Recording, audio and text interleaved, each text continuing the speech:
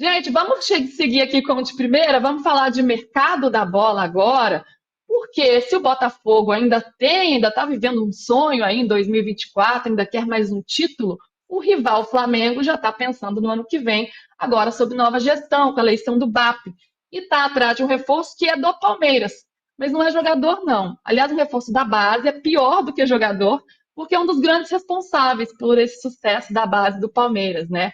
Que é o diretor das categorias inferiores, João Paulo Sampaio. E aí, PVC, como é que está essa história? O BAP, que é o novo presidente do Flamengo, quer que ele seja o coordenador da equipe principal? Como é que está isso? O João Paulo já sentou com o BAP duas vezes. E nas duas vezes o João Paulo já disse para o BAP que não vai, que ele vai ficar no Palmeiras.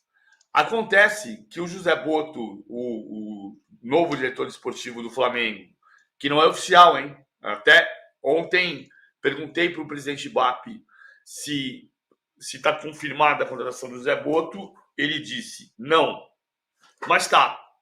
É que não é oficial, né? Até porque o presidente não tomou posse ainda. Então, quando tomar posse, ele vai apresentar a equipe dele e o Boto, José Boto, o diretor esportivo que foi chefe do scout do Benfica, a gente falou sobre ele ontem, foi diretor esportivo do Benfica depois, foi diretor esportivo do Shakhtar Donetsk e levou o Luiz Castro para o Shakhtar Donetsk. O José Boto já passou férias na Bahia, junto com o João Paulo Sampaio. Então, eles têm uma relação de amizade. O que é que o José Boto cobrou do João Paulo? Não cobrou que ele vá trabalhar com o Boto no Flamengo por causa da amizade, evidentemente que não. Mas ele falou, pelo menos você precisa me dar a chance de eu conversar com você para falar sobre o que nós estamos pensando. E o que é que o Flamengo está pensando? O Flamengo está pensando num plano unificado de divisões de base e do time de cima, que joguem todos da mesma maneira, de uma maneira muito impositiva, do que se convenciona hoje chamar de estilo Flamengo. O Flamengo é um time que não pode esperar o adversário, tem que impor o seu estilo, impor o seu ritmo no ataque. E o BAP acredita em fazer um modelo parecido com o que o Barcelona fez nos seus melhores momentos. Ou seja, o time de cima é o parâmetro e toda a base joga da mesma maneira impositiva. Então, se o time de cima vai jogar variando de um 3-4-2-1 para um 4-2-3-1, como o Felipe Luiz fez na reta de chegada do Brasileirão, mas com muita posse de bola, com muita intensidade de marcação, com muita pressão na saída do adversário, se o time de cima joga assim, o time sub-20 vai jogar assim, o sub-17 vai jogar assim, o sub-15 vai jogar assim, e quem chegar ao Flamengo vai saber que tem que se adaptar a este estilo de jogo. O Palmeiras não tem esse tipo de formação. O João Paulo não impôs esse tipo de formação ao Palmeiras. O Danilo Lavieri hoje disse que a Leila já entregou para o João Paulo Sampaio um novo projeto de formação, inclusive com uma reforma no centro de treinamento das divisões de base, que fica na rodovia Ayrton Senna, em Guarulhos, com um campo, inclusive, que é um campo sem grama, tipo terrão, em que eles colocaram uma placa dizendo proibido técnicos e dirigentes. Ali a área do improviso, a área da criatividade. Esse é o projeto do João Paulo. Ele não contrasta, mas ele difere do que o BAP pensa para unificar as divisões de base do Flamengo. A tendência é o João Paulo Sampaio não aceitar a proposta do Flamengo, mas ele vai sentar para conversar com o José Boto, com quem tem uma relação de amizade. O PVC, o João Paulo, ele tá badalado, não é à toa, né? Ele tá no Palmeiras desde 2015, é um sucesso estrondoso da categoria de base. Ele já fez aí em joias da base vendidas mais de R$ 1 bilhão o Palmeiras fez nesse período. São 200 títulos. Revelou jogadores como Estevão, Endrick, enfim, vários atletas. E não é à toa que tá todo mundo atrás dele. O Corinthians, o próprio Corinthians, já fez uma proposta, ou mais de uma proposta para ele nesse ano de 2024, para que ele assumisse o profissional do clube. Como que o Palmeiras pensa em trabalhar com o João Paulo para que ele permaneça? Ele gosta do Palmeiras, você já deixou isso bem claro, né? Ele quer ficar, mas também são muitos atrativos, né? O Palmeiras se preocupa em não perdê-lo, o que fazer para agradá-lo, assim, para que ele não seja tão assediado assim? Cara, eu não tenho eu não tenho intimidade com o João Paulo para dizer o que eu percebo da relação dele com o futebol.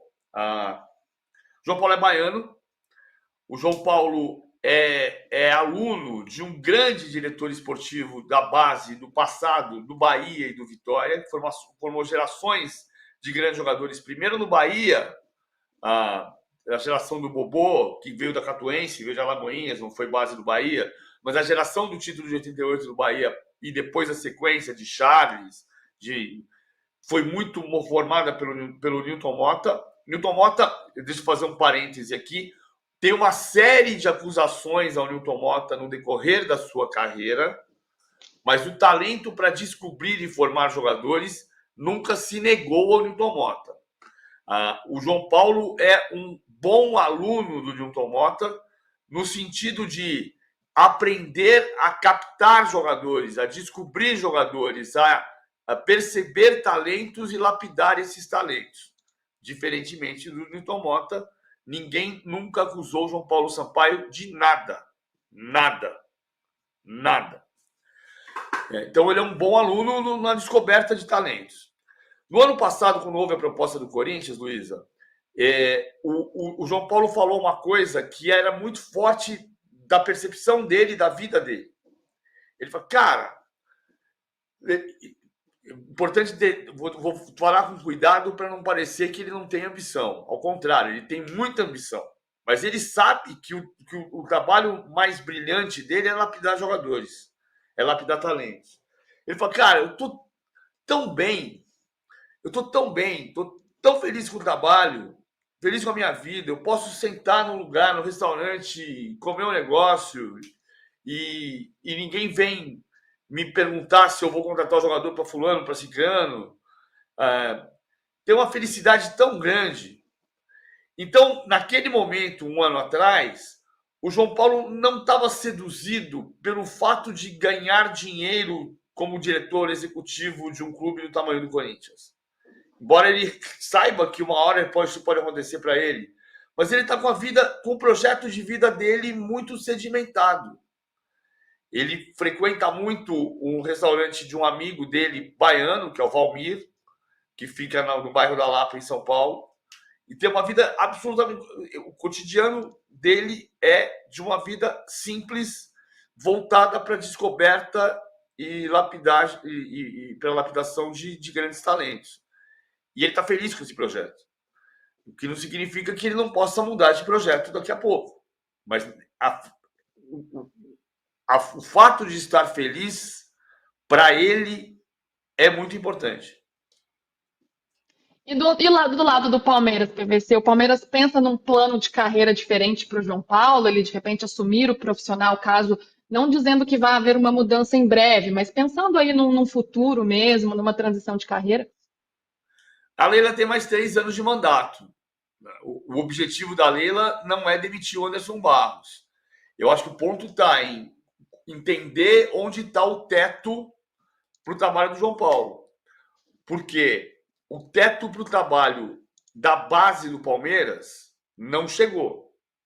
O Palmeiras vendeu 2 jogadores, as 2 maiores vendas da história do Palmeiras são Hendrick e Estevão, mas esse trabalho tem que continuar para você trazer jogadores talentosos para o time de cima e eventualmente vender e fazer esse dinheiro. E para isso, não quer dizer que o João Paulo seja o único bom profissional do mercado, mas você não precisa necessariamente mexer numa estrutura que está funcionando. Quanto custa isso? Esse é o ponto. Porque você tem um limite, tem um teto de salário. O projeto é que não tem teto. E ele também tem toda uma estrutura, né? Então a ideia é claro que ele deixe um legado aí, que a base consiga andar sozinha com tudo que ele implementou ali para que ele siga novos projetos no futuro aí.